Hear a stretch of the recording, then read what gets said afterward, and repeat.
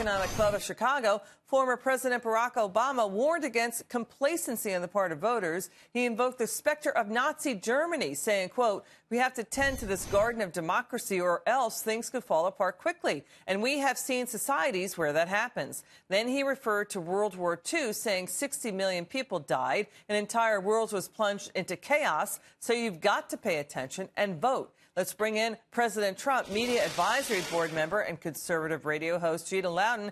Gina, what was your reaction when you heard what President Obama said? I'm appalled. I think it's shocking, Liz, that the former president would say something like this. I think it's dangerous to use such insightful language to compare our president to Hitler and to then compare his supporters to Hitler's supporters. I think it's inciting violence. It could be, theoretically. And I think it's dangerous. And does that make it, if you really believe that Trump is Hitler, as Obama's indicating, does that make it okay to burn a college campus when you have a conservative speaker coming? Does that make it okay to hurt somebody just because they're a Trump supporter? Because certainly most people would rationalize that it would have been okay to do such things to have prevented the Holocaust. So very dangerous language coming from our former president. Irresponsible. Critics have said President Barack Obama was unhinged. Others are saying, no, he meant to say it. He did that on purpose. And, by the way, Gina, isn't this a policy issue? If you don't like Trump's policies, just vote him out. We don't have laws that give the president, executive decrees and power to, seize total control. I mean, so if you don't like him, vote him out, vote the Republicans out, right?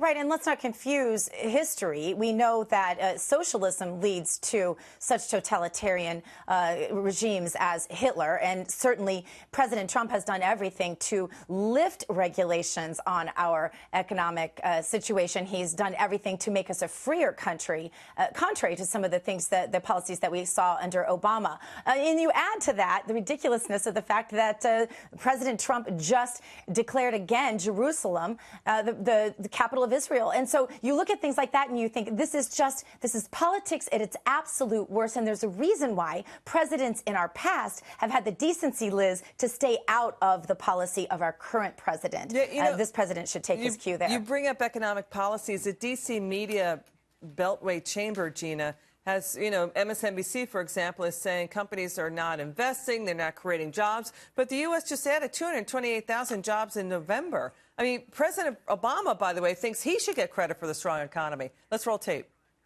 As we took these actions, we saw the U.S. economy grow consistently. We saw the longest streak of job creation in American history by far, a streak that still continues, by the way. Thanks, Obama.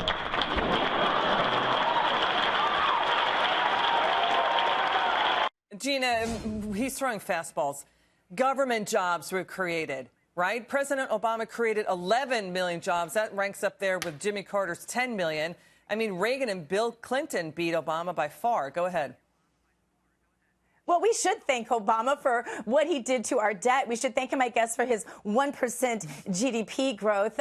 There's a lot of things to thank Obama for, the division in this country that we're feeling the reverberations of every single day. But it's certainly not our thriving economy. There's a reason why the moment that our stock market knew that Donald Trump was going to be president, there was rallies, and there have been incessant rallies ever since, and our economy is flourishing.